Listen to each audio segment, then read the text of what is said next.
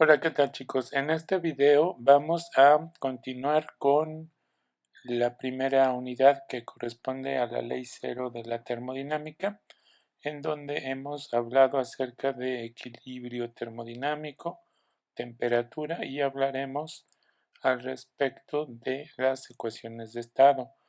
Recordemos que, bueno, la semana anterior estuvimos trabajando con los resultados más importantes de la materia de calor, ondas y fluidos, es decir, algunas de las observaciones que condujeron al desarrollo de esta teoría, como pueden ser la ley de Charles, la ley de Boyle-Mariot y la ley de Gay-Lussac, que implementaremos en el estudio de la ecuación de estado de dicho gas. Entonces vamos a continuar con nuestro resumen histórico. Posteriormente definiremos ya de manera más precisa lo que es un sistema termodinámico, equilibrio y metaestabilidad. También definiremos lo que es un estado estacionario y cómo vamos a obtener la ecuación de estado térmica, principalmente para el gas ideal que hemos mencionado. Ya posteriormente haremos algunas aplicaciones con la ecuación de Van der Waals, que presentará una transición de fase y un punto crítico, y generalizaremos estos resultados para un sistema magnético ideal.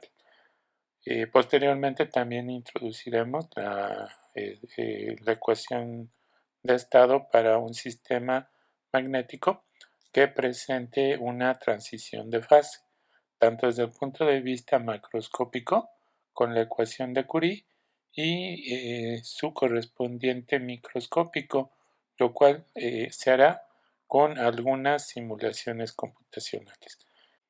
Algo que es muy importante es el poder reconocer que a través de diferentes procesos cíclicos es posible generar trabajo, y esto se implementará para el estudio de las máquinas térmicas en la siguiente unidad.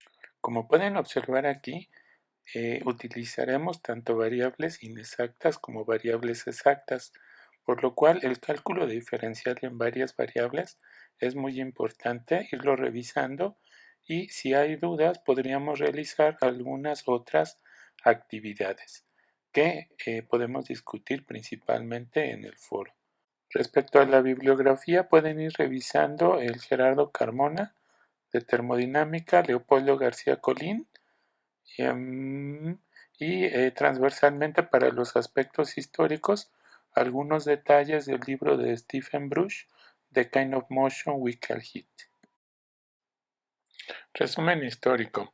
Las necesidades industriales del siglo XVIII dieron lugar al surgimiento de la termodinámica gracias a la aplicación del conocimiento científico.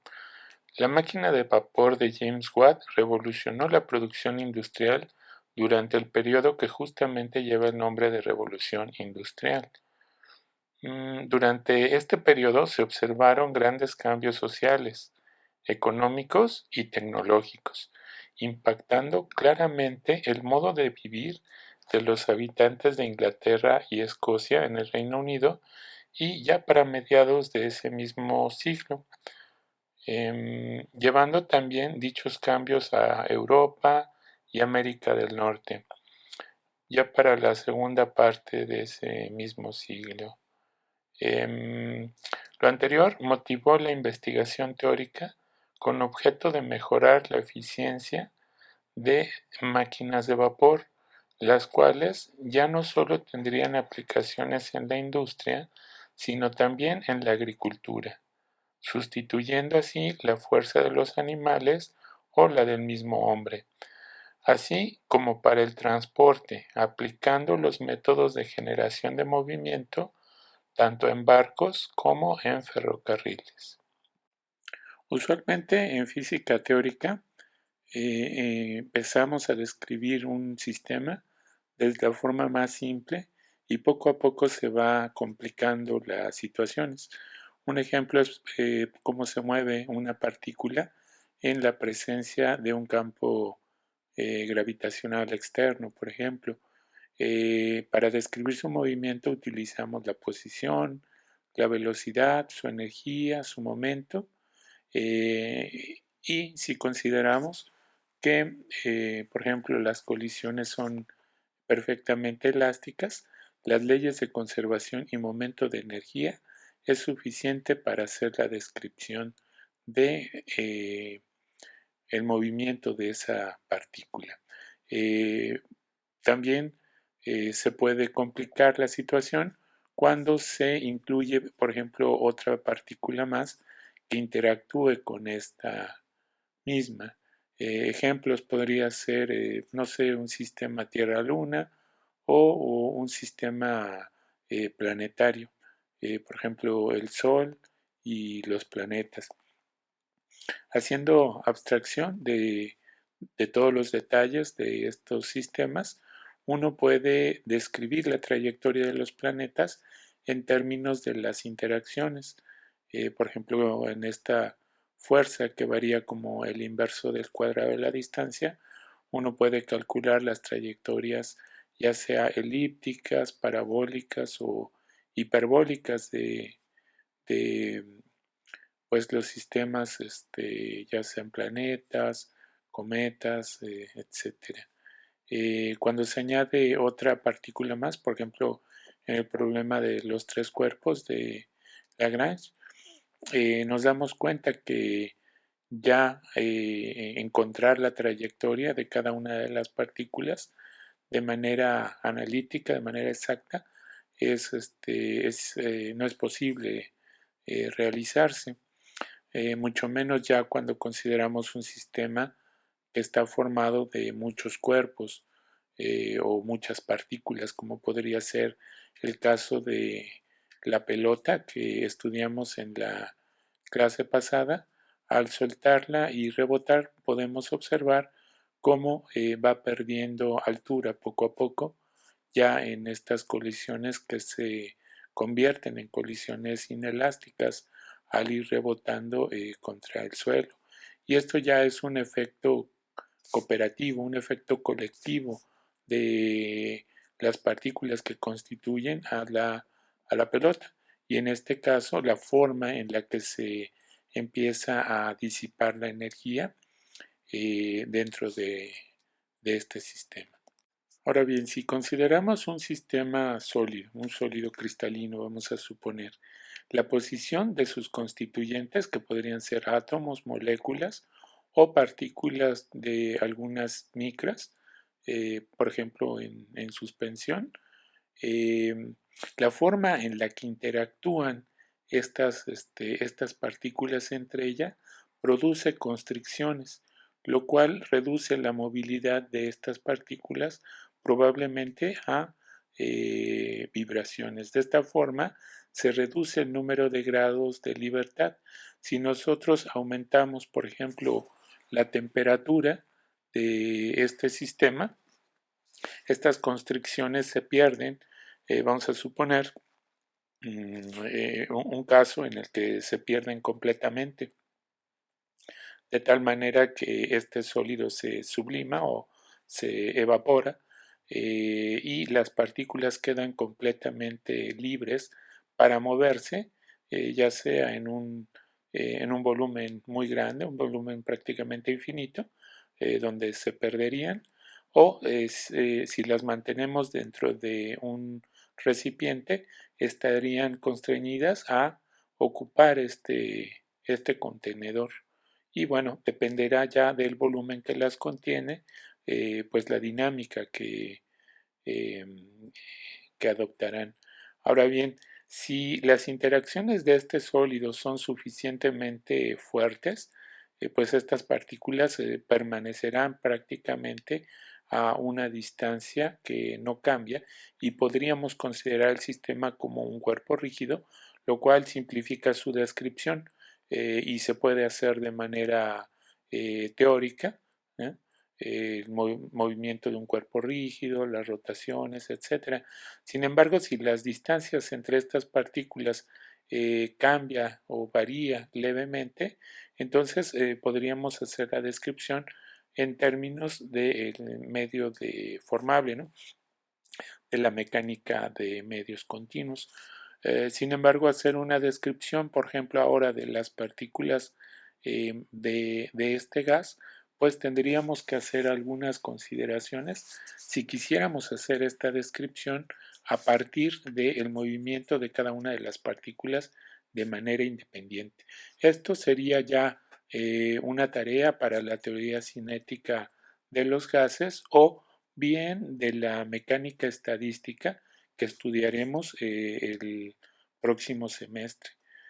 Sin embargo, si uno quisiera hacer una descripción termodinámica de estos sistemas, no tendríamos que recurrir eh, a conocer estas trayectorias de manera individual y tendríamos que buscar relaciones entre las propiedades, ya sea, por ejemplo, presión, volumen, en el caso de un gas, y su correspondiente temperatura a la que se encuentre.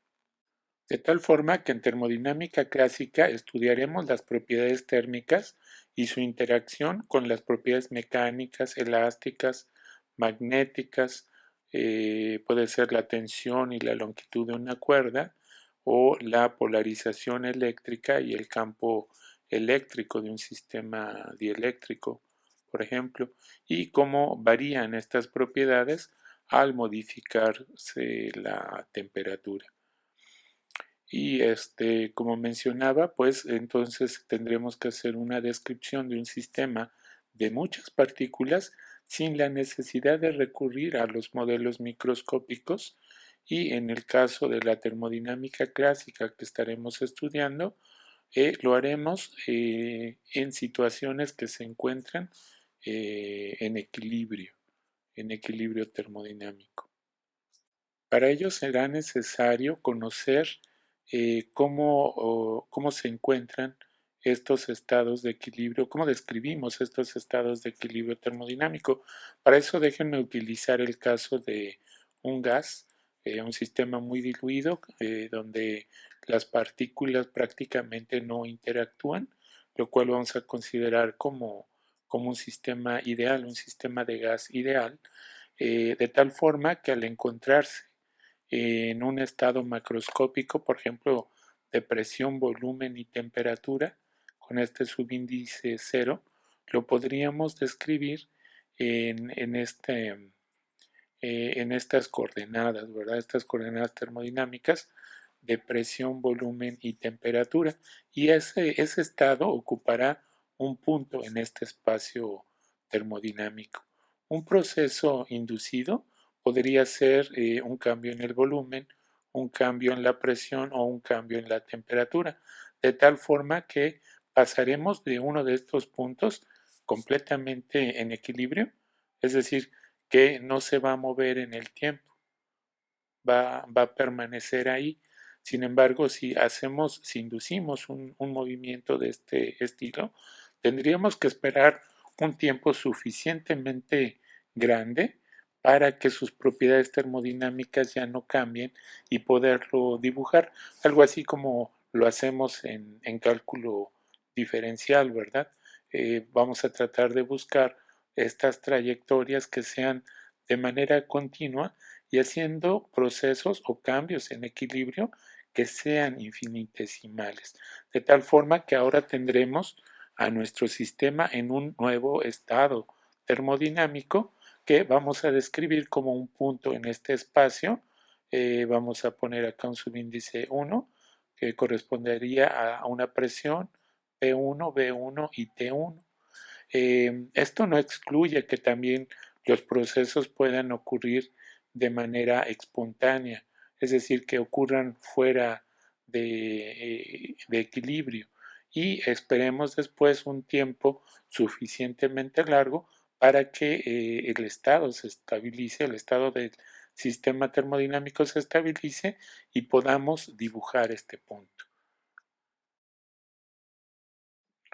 Otro tipo de estados que no describimos con la termodinámica clásica son los estados metaestables, como los que estudiamos en este video que voy a poner aquí en las tarjetas, y que corresponderían a estados que se estabilizan durante un cierto periodo de tiempo, pero requieren de una perturbación externa para que puedan caer en un estado de equilibrio estable, como puede ser el caso del líquido sobreenfriado, el cual después de un tiempo pasa hacia su estado más estable, que en este caso, en el caso del experimento que hicimos, correspondería al hielo sólido. Ese es un caso de un estado metaestable en el cual el sistema va a permanecer como líquido durante un intervalo de temperaturas bastante grande, como aquí lo hicimos, hasta que con alguna perturbación eh, se solidifica y se convierte en hielo.